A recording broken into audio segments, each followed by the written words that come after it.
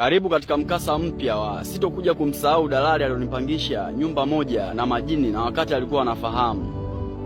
Hiki ni kisa ambacho kinamsimulia kijana ambaye anaitwa Sam. Anasema, Sam, mimi nina miaka 27. Sam, mimi ni mwenyeji wa Tanga lakini nilichagua kufanya maisha yangu Dar es Salaam. Anasema, kwa mara ya kwanza nimeondoka nyumbani Tanga na kuja Dar es Salaam, niliweza kupanga Mbagala kwa Azizi Ali. Baada ya kukaa Mbagala kwa Azizi Ali, harakati zikawa zinaenda na baada yake nikawa nimehama pia, nikahamia Mabibo. Anasema baada ya kuhamia Mabibo sasa nikaweza kupata mchongo mpya wa biashara. Huu mchongo ulikuwa ni kwamba kusafirisha nguo pamoja na vyombo kwenda minadani.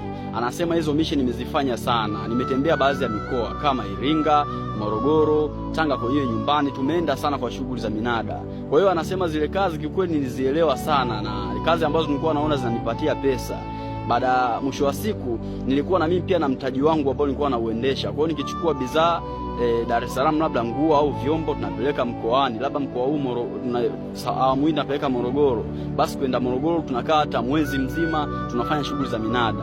Nadhani kwa watu ambao wanafahamu masuala ya minada wanaelewa ambacho nakizungumzia. Ni kwamba mnaweza mkafanya leo sehemu hii au kijiji hiki mkaingia tena kijiji kingine, sawa, tumezunguka sana kwa mtindo huo na jambo ambalo lilikuwa linanipatia sana pesa.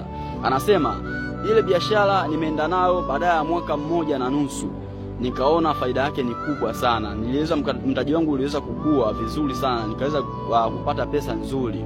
Sasa basi wakati huo nilikuwa sina mke wala sina mtoto wala hamna mwanamke ambaye mimi naishi naye, kutokana na mishe zangu mimi ni za mnadani. Nikitoka nimetoka mwezi mzima na ndio nakuja narudi Mabibo, lakini pia muda mwingine mpaka mwezi na wiki 2 narudi nyumbani Dar es Salaam. Kwa hiyo ilinichukua ugumu sana kuishi na mwanamke, na wanawake ambao nilikuwa nao ni wale ambao kukutana nao sana sana huko minadani na wapi hivyo.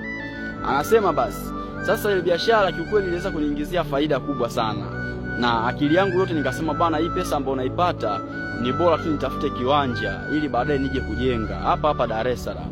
Anasema sasa ile pesa nilioipata nikalenga kununua kiwanja, lakini kabla sijanunua kiwanja nikaamua kwamba nataka pale nihame pale ambapo nilikuwa naishi Mabibo. Nilikuwa nataka pale nihame kwa sababu kidogo ile nyumba ambayo nilikuwa nakaa ilikuwa ni nyumba ya hadhi ya kawaida sana. Sasa basi maisha yangu nilivyoamua sasa hivi nataka nitulie kidogo, nisiwe napiga ruti za kutoka labda mwezi au miezi miwili, na sasa nataka niishi na mwanamke. Kwa hiyo anasema kiukweli nikataka yale mazingira ya Mabibo nihame. Anasema sasa mziki ulianza wakati natafuta kiwanja na wakati natafuta nyumba ya kupanga. Wakati natafuta kiwanja niliweza kukutana na viwanja vingi sana, madalali wengi sana nilikutana nao, wananionyesha viwanja tofauti tofauti, lakini viwanja baadhi yao nikaweza kujifunza kwamba vingine vina migogoro na vingine madalali wengine wanauzia viwanja watu, labda wanauzia watu 3 kiwanja kimoja. Kutokana na ile issue, baada ya kusikia nikasema hapa nisikurupuke nisije nikapigwa pesa yangu. Kwa hiyo anasema nikawa nimehifadhi hela yangu, sikukurupukia kununua kiwanja. Na baada yake sasa nikasema ngoja kwanza nibadilishe mazingira kukaa, nipate nyumba nzuri, na baada yake nianze kufanya maisha mdogo, nitapata kiwanja kwa utaratibu ninunue. Anasema basi ile hela kiwanja nikawa nimehifadhi vizuri kwamba nisikurupuke nisije nikapigwa hela yangu.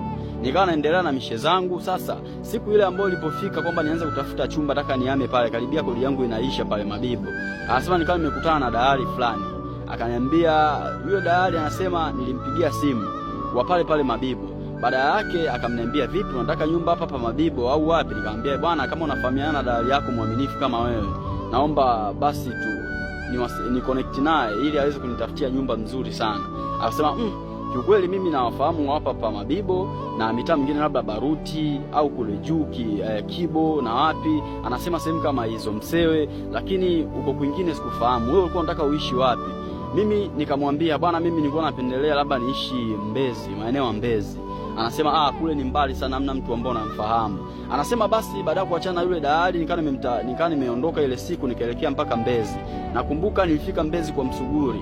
Yale maeneo kikweli niliyapenda sana, na nikaweza kuulizia kule, bwana kuna dalali hapa maeneo haya? watu wakawa wamenipa namba za yule dalali ambao anamfahamu, na baada ya kumpigia simu akasema hapa kuna nyumba ndio ipo, vipi unataka chumba? Nikamwambia ndio nataka chumba. Nataka chumba cha bei gani? Nikamwambia vipi hiyo nyumba, kwanza nataka hiyo nyumba labda muonekano wake ni uone, na baadaye nione labda kuna vyumba vingapi au chumba kipoje, kikubwa au vipi. Akawa amesema bwana, mimi hapa chumba ambacho nimebakiwa nacho ni chumba na sebule pamoja na choo humo ndani, na kuna sehemu ya jiko. Vipi, utakuwa tayari kuilipia kodi? Nikamwambia kwanza kodi bei gani? Akaniambia kodi ni 120,000 tu kwa mwezi. Nikamwambia chumba 120,000? Akasema ndio. Nikamwambia miezi mingapi? Akasema miezi hata 3 mwenye nyumba anachukua, na muda mwingine hata miezi 2 anaweza akachukua. Nikasema aisee, anakuambia ndugu msikilizaji, pale nikaweza kushangaa sana, kwa sababu nyumba nyingi sana za Dar es Salaam kodi zake huwa anachukua miezi 6, lakini yule akaweza kuniambia mwenye nyumba yuko tayari kuchukua hata miezi 2 au miezi 3. Na mimi wakati ule nilikuwa na pesa kweli, nilikuwa na hela nzuri tu. Kwa hiyo hata haikunitishia kwa sababu na uwezo wa kuchukua hata kwa mwaka mzima. Lakini nikafikiria hii nyumba labda itakuwa na muonekano gani, mbona imekuwa ni rahisi hivi. Nikamwambia bwana dalali, naomba tukutane ili nikaweze kuona hiyo sehemu.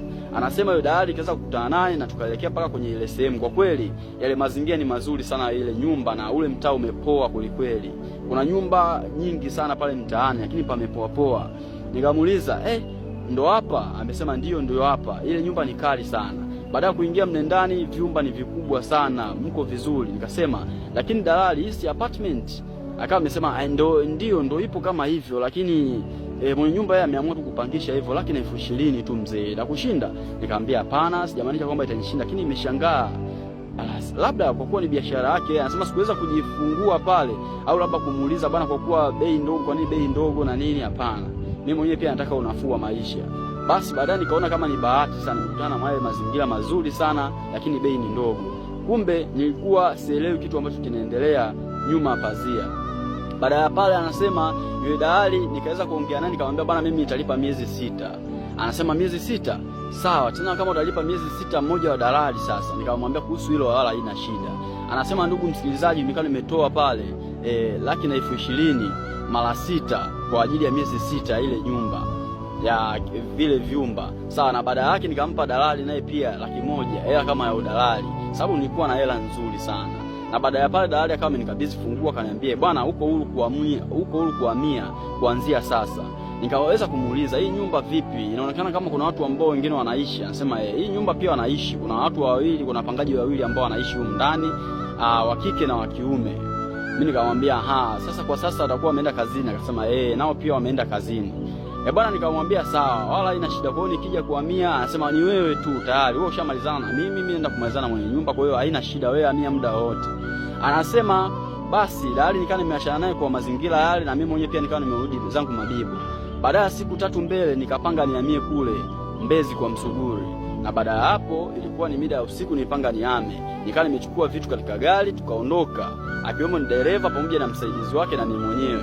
Anasema tulipofika pale ilikuwa mida ya saa 2 usiku, na tukaanza kushusha vitu haraka sana, lakini mle ndani nikaweza kuona taa zinawaka katika ile nyumba. Nikajua labda wapangaji wenzangu watakuwa tayari washarudi. Na baada ya hapo tukashusha vitu haraka tukaingiza ndani. Baada ya kuingia ndani nikashuhudia watu walikuwa wanazungumza. Sasa basi vile vitu sikuweza kupanga ule usiku sababu muda ulishaenda sana, na yule wa gari, dereva wa gari pamoja na konda wake wakawa wameondoka. Na baada ya pale nikasema hapa niweke tu godoro vizuri nilale, ili kesho sitoenda kazini nipange hivi vitu ndani.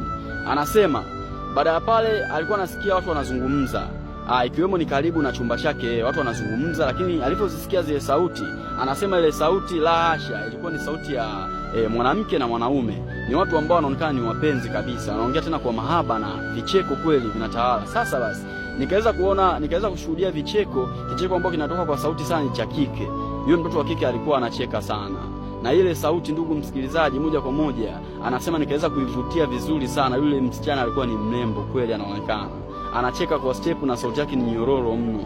Basi baadaye nikawa nimesema mapenzi ya watu bwana, ngoja nitulie nilale, kesho asubuhi nitaonana nayo. Anasema nikawa nimelala na ule uchovu. Kesho yake nikawa nimestuka mida ya saa 2 asubuhi.